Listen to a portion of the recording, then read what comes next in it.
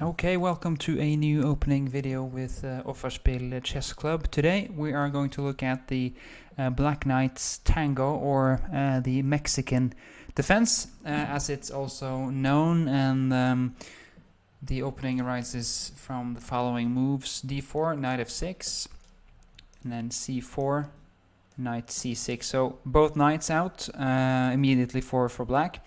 And now there are three main moves we have to consider when playing this with the black pieces. So just first of all, this opening doesn't really attempt to equalize objectively from move one. It's a pretty provocative opening. Black hopes to unbalance the game and get some fun play quite early on. So definitely a good practical choice in a couple of games here or there to surprise your opponents. So first of all, we can take a look at the d5 move, just harassing our knight immediately. This is the most aggressive move, but probably not the best, and certainly not the most common move. So knight e5 is logical, just going into the center with our knight. First, e4, claiming some space in the center, needs to be considered. We can't really take this pawn because queen e2 and we lose one of our knights. That's no good. But we can play e6 and just continue pretty standardly here. We want to develop our bishop to c5 or even to b4. So let's say knight f3. You could also consider, of course, f4 from white here, but these kind of lunges don't usually pan out so well for white. So we play knight g6, and if e5, then knight e4, and things are starting to look not so good for white. Knight f3, for example, white needs to cover this check with the queen. Queen h4 was a threat.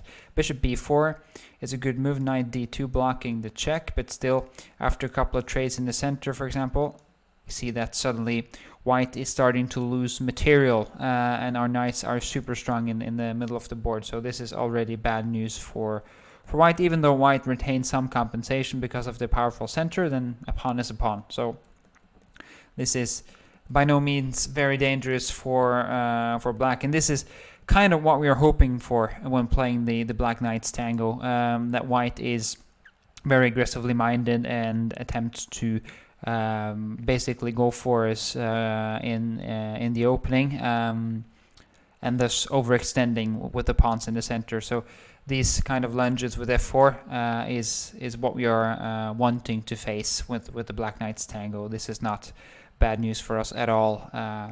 Just playing into black's hands, really. So e6, knight f3 is probably better, but still after bishop b4, bishop d2, a couple of exchanges, and suddenly we see that d6, black is doing perfectly fine here, and we can castle in the next move, and we play something like e5. Let's say these are the moves, and then e5, and then we can see that our bishop on c8 is perfect in alignment with the pawn chain. The pawns are, of course, on black squares. We are left with the white squared bishop, so that's good news for us. White's strategy here is, of course, to play on the queen side with the c5 break. Black wants to play on the king side with something like knight h5, knight going to f4, maybe f5 at some point to break up and just play along this pawn chain like Nimzowitsch taught us. So these lines are perfectly fine for black, I think. So if e4 doesn't really mind us here in the opening, then I don't really see the problem for black. After something like knight c3, we can still just play e6, and if f4, then there's a pawn up for grabs on c4. So that's not really a problem, and again, e4 recovered, and queen d4 is, of course, a move as well. d6, and after f4, knight d7, a very clever move, just keeping an eye out on the c5 square, as well as the e5 break. Now it looks like white stopped us from breaking with e5, but still black goes for it. A very thematical break in the center. White, of course, needs to at least take one time on e5, but probably not two, because we have a couple of tricks up our sleeve here. Bishop c5 first, queen c3 covering the knight. Bishop f2 is a very nice move. If king takes, there's a big fork on e4. threatening both king and queen. White can't save them both, and black will emerge as the victor here. So not really a dream position for white, who needs to play king d1, but we can just castle and have tremendous compensation for the pawn here. Look at white's king on d1. The queen is weirdly placed on c3, so this is good news for black, even though we sacrifice the pawn. If white doesn't really capture on e5, you can capture on e6 instead, for example. We still go on with the e5 break, if only in the next move, but still very strong. And the point is the same, of course, bishop c5, only now that white doesn't really have the opportunity of covering with queen c3. That retreat square is taken, and if queen f4, bishop d6 is lethal, just winning a full piece. So these variations not really troublesome for black at all. We'll instead focus on knight c3. First, I can just mention that knight f3 does stop the thematical e5 move that we want to play in the black knight's tango. Fear not, however, there are a couple of lines here that black can play, even though white stopped us from playing our dream move. For example, d6, going for a quick e5 is an option. You can also go for e6. Attempting to play bishop b4 with a transposition to the Bogo Indian, which is a very solid and a nice line for black. If white stops that as well with a3, then d6 and a slow transposition to the King's Indian is my recommendation here, and I think that's black's best bet for an equal and very playable game. We don't have to rush it here. Rook e8, bishop e3, e5, and if now d5, then black does have a very nice move here with knight d4. There are many exchanges in the middle of the board, but that doesn't really worry us with black here. Something like this, for example.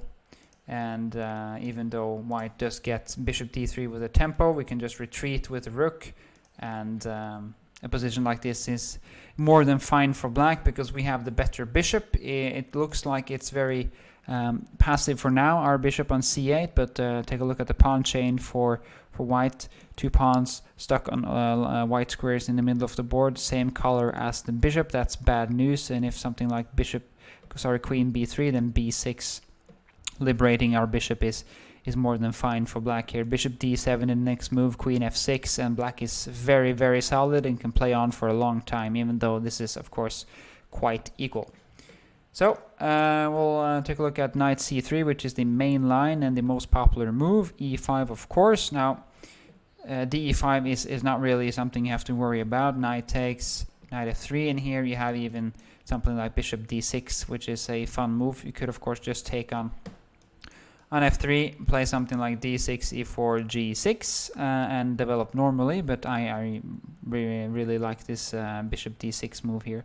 The point being, of course, after something like queen d4, you can still take on f3 and castle, so that's not a big worry. But if white does take on e5 and plays something like g3 to get the bishop to a nice square on g2, then we'll grab the knight on c3, inflict a double pawn on white, and try to play against these pawns on the c3 and c4 squares, probably rerouting a knight to e5 or c5, play something like maybe rook b8, b6, try to exchange these bishops, for example, or even getting the bishop to c6 at some point. And if white tries to trump through c5 and try to repair the pawn structure, so to speak, then we can stay calm. Rook e8, c5, and d5 should be fine for black.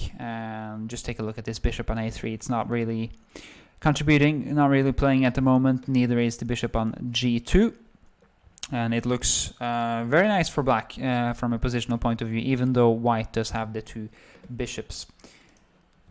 So e5, d5 is probably the better move here. Knight e7, and if we are lucky here and get our standard position in the black knight's tango, this is a really fun position to play. So I can just say that if white doesn't really pay attention here, play bishop d3, maybe knight f3, we can have a lot of fun in this position with black. For example, a6, just securing our bishop, a retreat square on a7, h3, d6, and this is the setup black is looking for in the Black Knight's Tango. This is a job well done.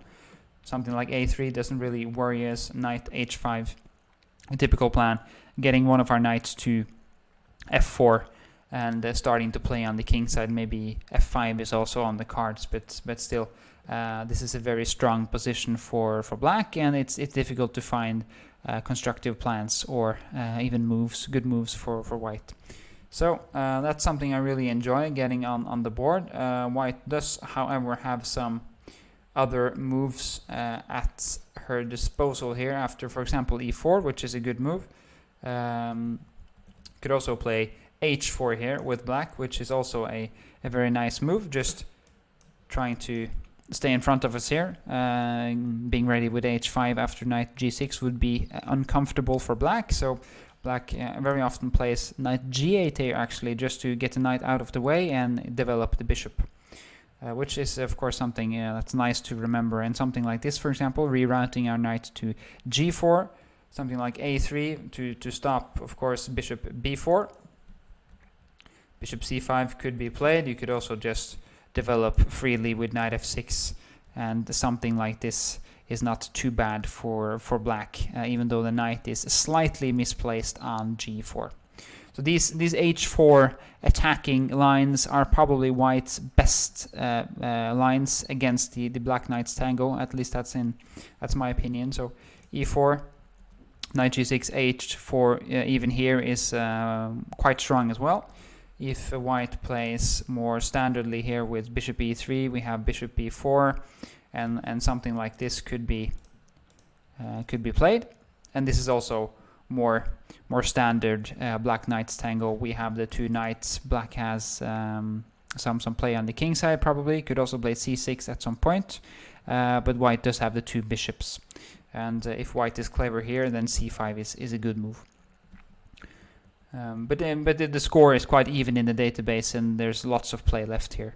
I would rather recommend h4, which should lead to a slight advantage for white. h5 is probably black's best move here, just stopping white. But this gives white a permanent hold over the g5 square, so white exploits this right away. Bishop g5 is a good move. Bishop c5, you could also go for bishop e7, not so common, but still very logical, just breaking the pin. Very often in these lines, the h5 pawn is black's biggest problem. I can illustrate how that's becoming a problem.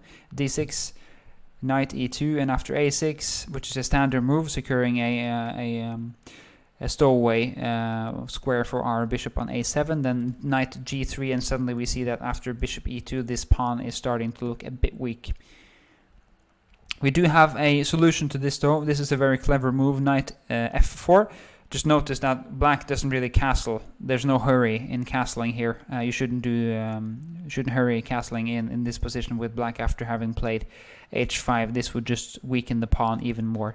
So knight f4 is a good pawn sacrifice. We of course will lose a pawn here no matter what. So why not just get hold of that very delicious and juicy black squared bishop from white? This is a very important bishop. Now we have this uncontested bishop on c5, which is a valuable piece and does represent some compensation for black. So g6, securing our pawn on h5. And if white isn't careful here, for example, playing something like a3, we could place our bishop on e5, which would be very, very strong. Or if white is even more reckless and castles here short, then knight g4, and suddenly we see that, oops, the pawn on h4 is very weak and would probably be lost here in this position. I mean, white's position is collapsing immediately after bishop g4. It's no better. hg, and the queen is coming to h4 with devastating effect, and the bishop is also probably going to e5 via d4, and the attack plays itself. So white's best move here is e5, which is a very good move. Just trying to get away of this blockading position, while black has hopes of achieving with the bishop and on the dark squares in general. So e5 is a good move instead of castling, which would lead to a tremendous attack for black. So these moves are my recommendation for white. And after bishop e7, castles, I think black does have some very fair compensation here. a3, for example, you could play rook e8. The bishop might be going to c5 again. You could go to d6 and to e5, and even though black is a pawn down, there's some definite play here thanks to the bishop on e7. So that's my recommendations for the Black Knights Tango. It's a very playable opening. It's really fun to play in the blitz and rapid portions of chess.